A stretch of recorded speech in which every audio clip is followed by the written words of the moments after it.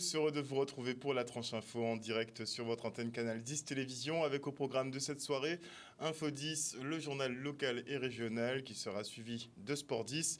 Vous retrouverez Séverine Méridan qui parlera ce soir de basket puisqu'il y a une compétition de filles en ce moment. Ce sera après la coupure pub, mais pour l'instant place au JT.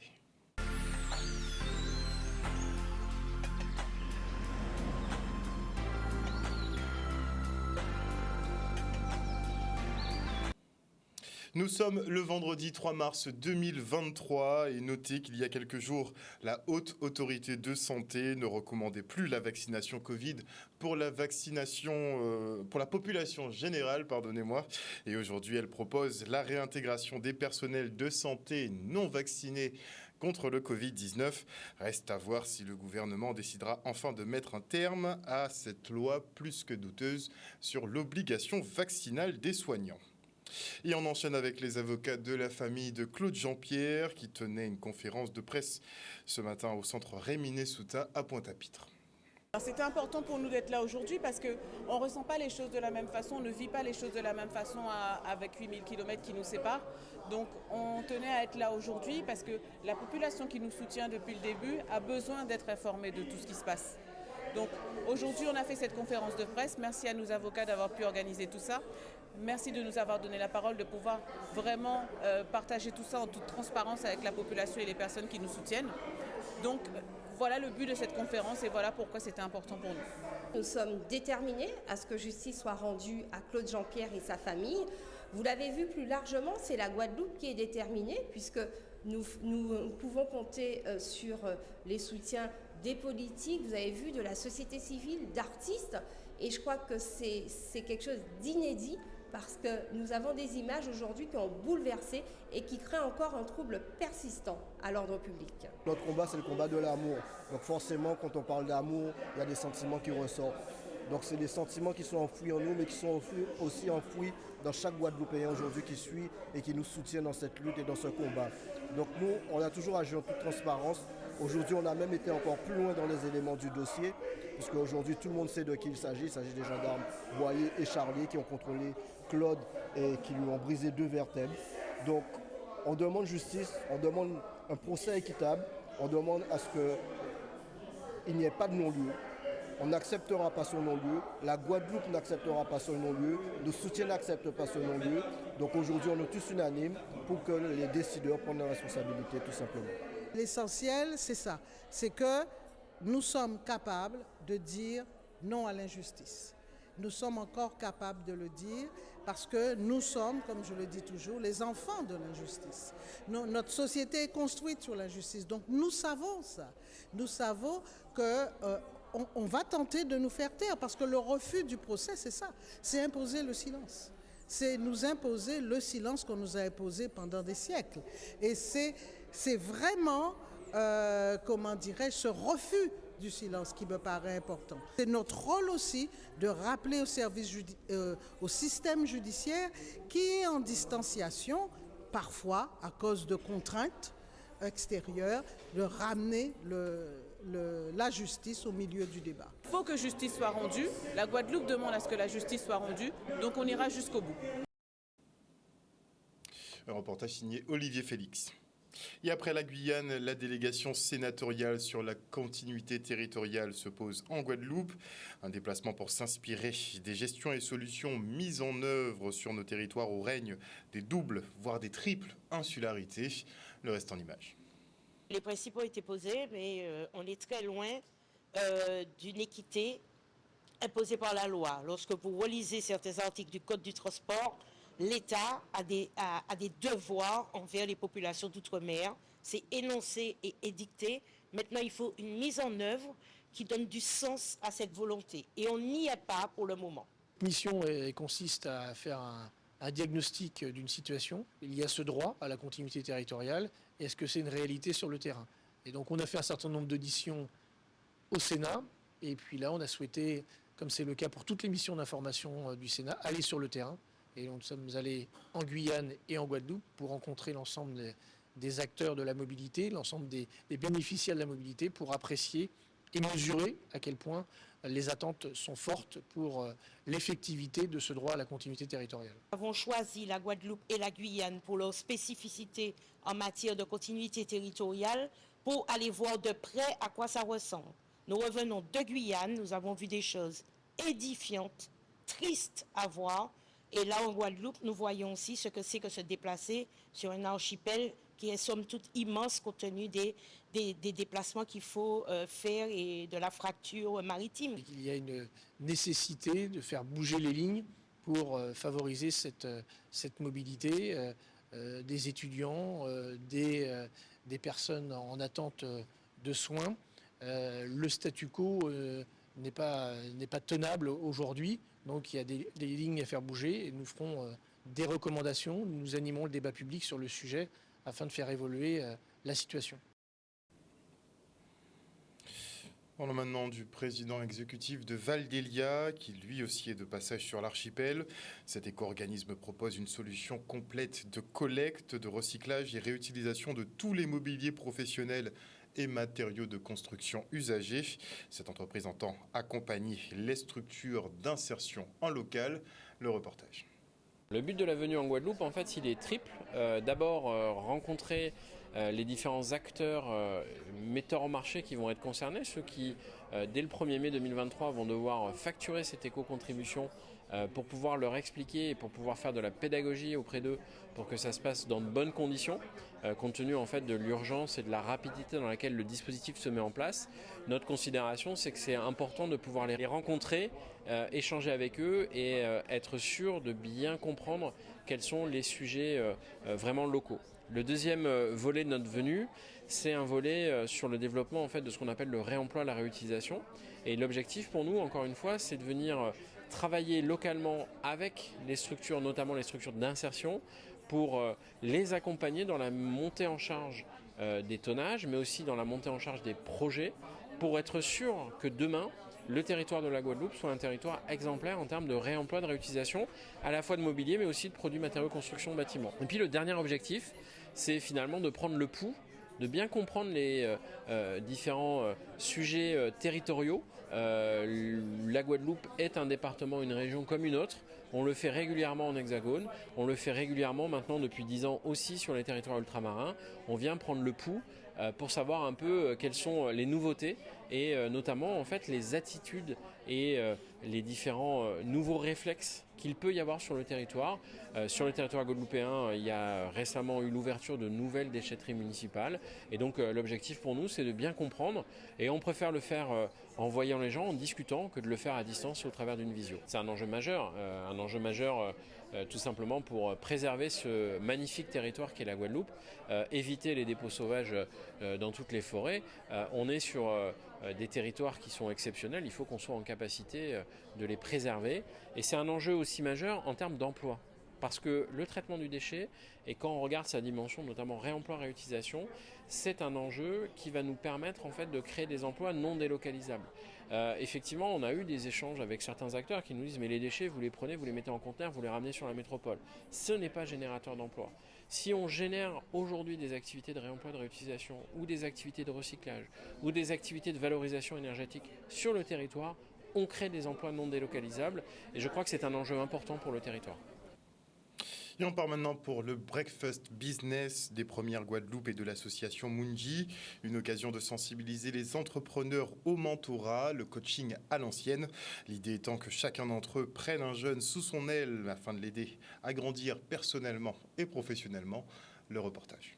Aujourd'hui, nous avons initié notre premier petit-déj réseau. C'est l'occasion pour nous de faire rencontrer des chefs d'entreprise de notre écosystème, mais aussi de pouvoir parler d'un problème qui est d'actualité, qui est le retour au pays, parce que souvent on dit que nos jeunes, nos cerveaux s'en vont, nos intelligences s'en vont, et ne reviennent pas. Et donc, étant partenaire avec l'association MoveJ, nous participons à ce programme Un jeune, un mentor, qu'ils ont mis en place pour des jeunes d'outre-mer, qui sont situés en métropole pour des études ou autres, et qui voudraient un jour revenir et pouvoir créer leur entreprise. Mon action aujourd'hui, c'était de promouvoir auprès de chefs d'entreprise le rôle de mentor, les inviter à accompagner les jeunes entrepreneurs de la région et surtout de donner de leur temps pour leur faire partager leur propre expérience. C'est très important dans le cadre de la redynamisation du territoire et surtout de permettre d'ouvrir le champ des possibles à tous ces jeunes qui ont envie d'entreprendre, de leur dire oui, c'est possible et on peut t'accompagner. Voilà, c'était l'objectif de ma mission aujourd'hui, vraiment de sensibiliser les entrepreneurs qui peuvent donner de leur temps pour en accompagner des plus jeunes. Donc c'est un programme qui va durer 6 mois et aujourd'hui l'objectif était d'informer les chefs d'entreprise parce que nous recherchons des mentors, et aussi bien pour ces jeunes mais aussi pour nous, nos porteuses de projets en Guadeloupe, puisque souvent nous accompagnons ces porteuses de projets et elles ont besoin d'avoir des modèles qui puissent leur expliquer un petit peu l'écosystème. Elles ne savent pas toujours toutes les embûches ou toutes les difficultés ou comment s'en sortir. Donc c'était, je dirais, 2 objectifs. Parler de ce programme mentorat et aussi chercher des mentors et demander les adhésions de nos chefs d'entreprise pour le réseautage. Un reportage signé Michel Depape. Et Sainte-Lucie lance une opération séduction de la clientèle guadeloupéenne. Le seul État au monde à porter le nom d'une femme regorge de sites et d'hôtels qui valent le détour. Et pour toucher cette terre plus simplement, sans transiter par la Martinique, Air Antilles lance une ligne quotidienne. Regardez.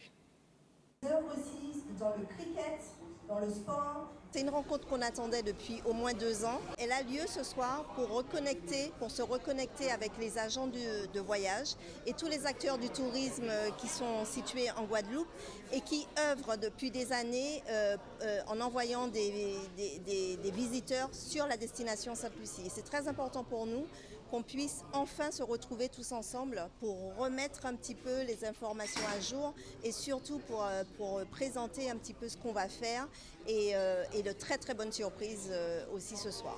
Sainte-Lucie est une des lignes historiques d'Air Antilles et c'est un tourisme essentiel puisque les hôtels de Sainte-Lucie sont des hôtels exceptionnels et que nous n'avons pas l'habitude de voir partout.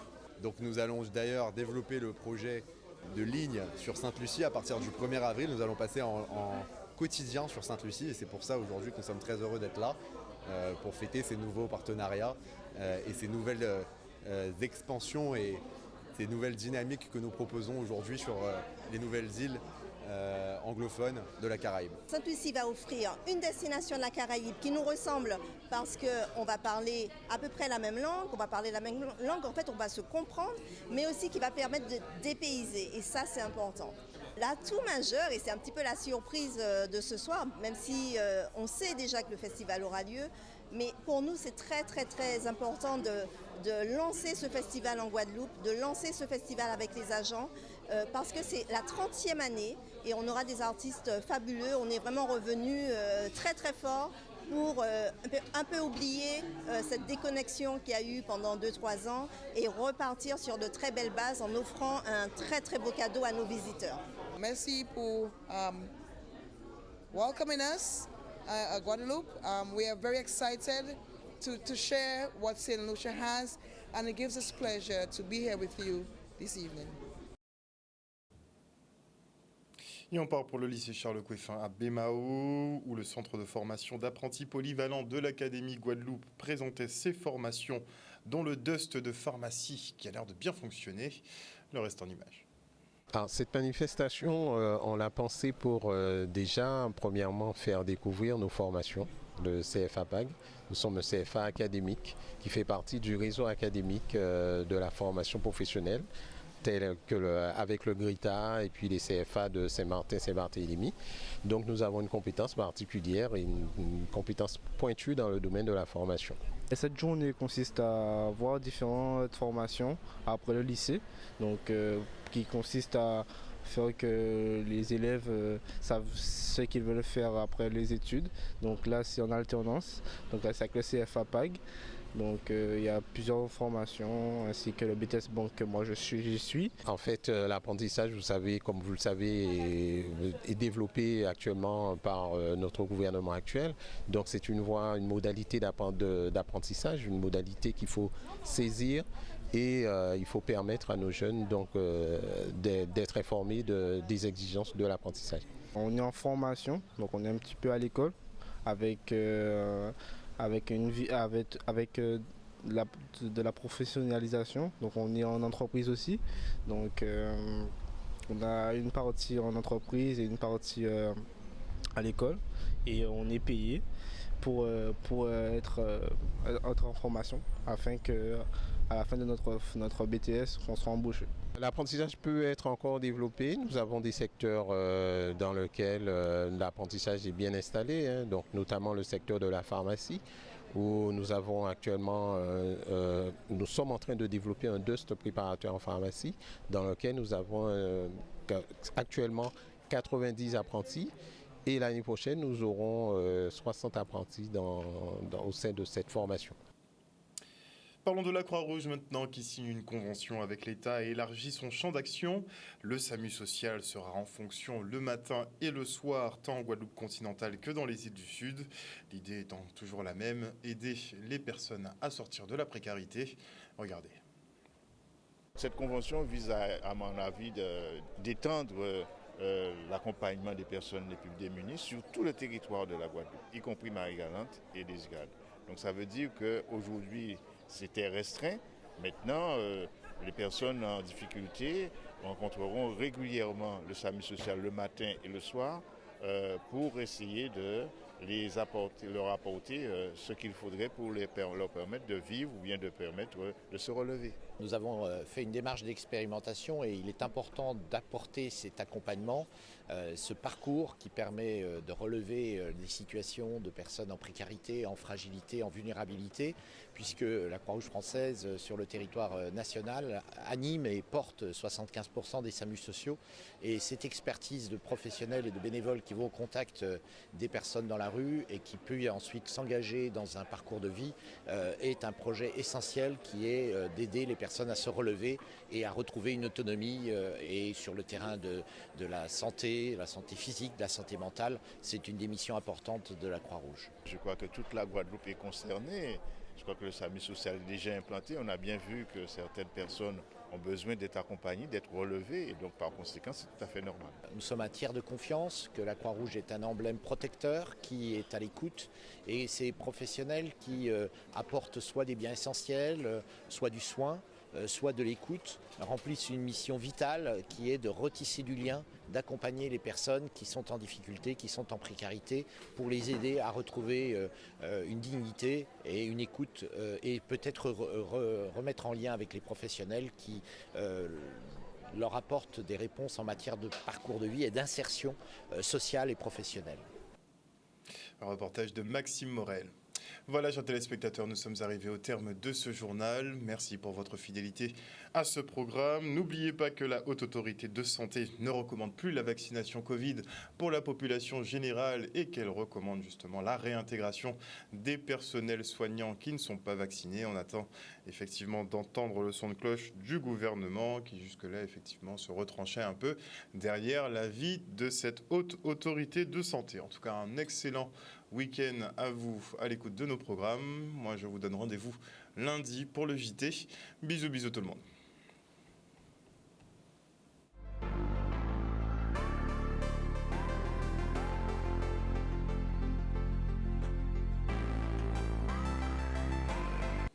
À venir dans la tranche info sur Canal 10, Sport 10, vous retrouverez Séverine Méridan et Richard Etienne qui parleront notamment de basket féminin. À 20h, vous retrouverez Lovely Eliag pour le récap judiciaire. Bon week-end à tous, on se retrouve lundi. Bisous tout le monde.